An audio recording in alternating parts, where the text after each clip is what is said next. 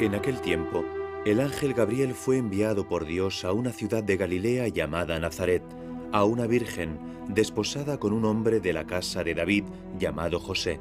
La virgen se llamaba María. Nazaret, la flor, este es el significado de su nombre según la tradición.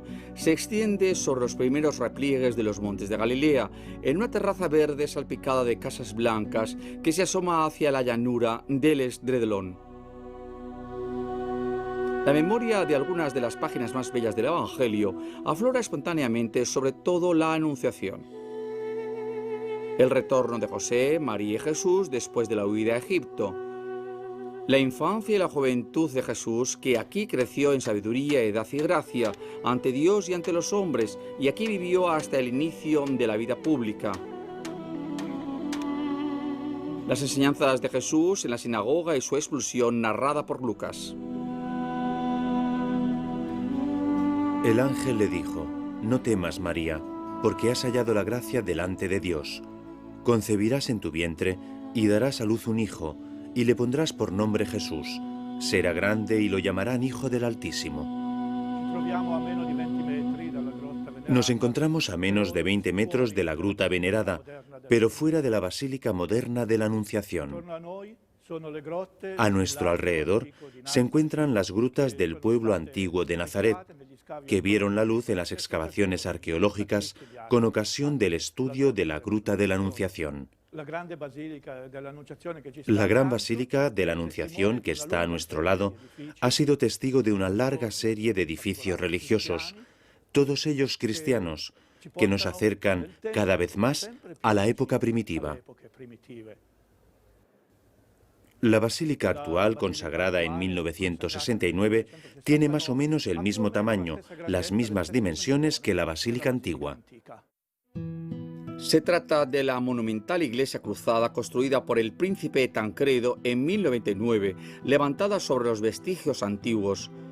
Los elaborados capiteles que ilustran las vidas de los apóstoles y escenas simbólicas actualmente expuestos en el museo local expresan con elocuencia la magnífica arquitectura con la cual los cruzados deseaban rendir homenaje a este lugar santo.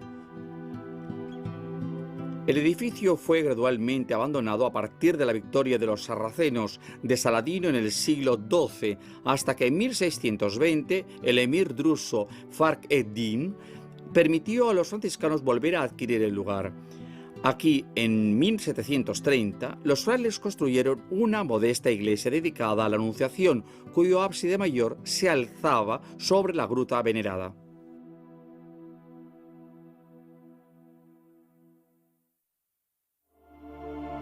Ruega por nosotros, Santa Madre de Dios, para que seamos dignos de alcanzar las promesas de nuestro Señor Jesucristo.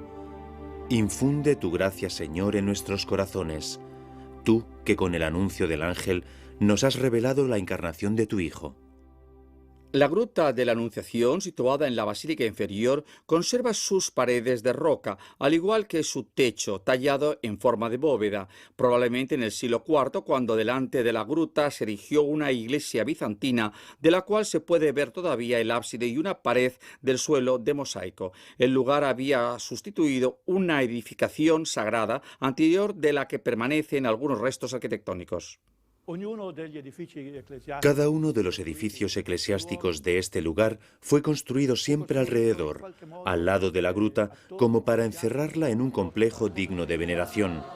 Un complejo que los peregrinos llamaban así, quizás de manera un poco simple, la Casa de María. De hecho, una parte de este complejo, la parte más antigua, contiene los espacios que pueden ser verdaderamente restos de la Casa de María. Il resto della casa di María. En esa época, Nazaret era un pueblo rural de pequeñas dimensiones y escasa importancia. Las casas eran construidas junto a grutas naturales, delante de las cuales se agregaban otros espacios delimitados por mampostería. La veneración, la devoción de los peregrinos, fue transformando notablemente la gruta con el paso de los siglos. Pero aún hoy se pueden ver algunos elementos antiguos que muestran su uso doméstico.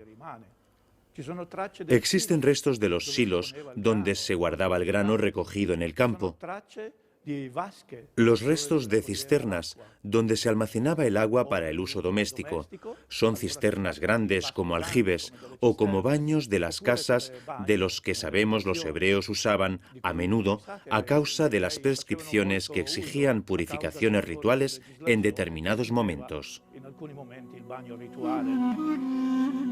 Restos de la decoración, frescos, mosaicos, graffiti sobre el revoque de las paredes permanecen como testigos del culto celebrado en la gruta sagrada.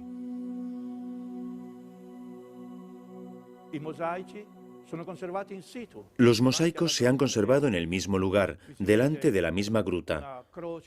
Vemos una cruz en el centro de una corona que indica la victoria de la cruz, un símbolo que se hizo célebre en la época del emperador Constantino, cuando el cristianismo obtuvo la victoria contra el paganismo dominante en el imperio. En el museo se conservan unos graffiti más sencillos, encontrados sobre el revoque de los elementos arquitectónicos pertenecientes a este edificio más antiguo.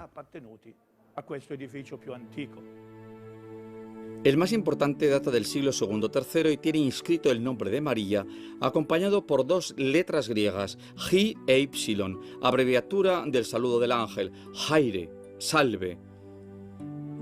Salve María, las primeras palabras del Ave María, la invocación más antigua a la Virgen.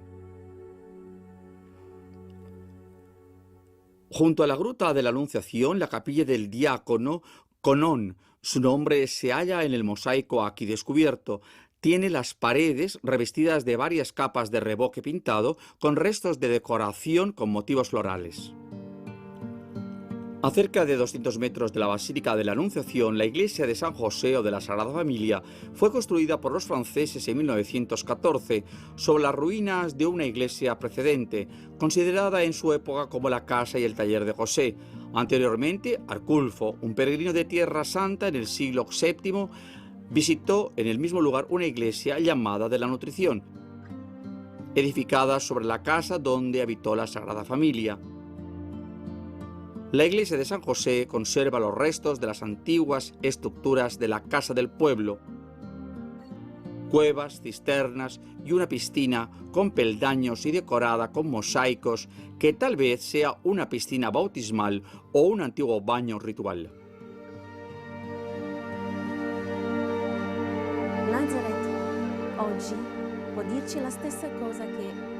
Nazaret hoy ofrece el mismo mensaje que en el tiempo de Jesús y la Virgen, María, así de simple, la alegría y la felicidad de una pequeña familia. Hoy nos sigue diciendo que la verdadera paz y la alegría comienzan en la familia.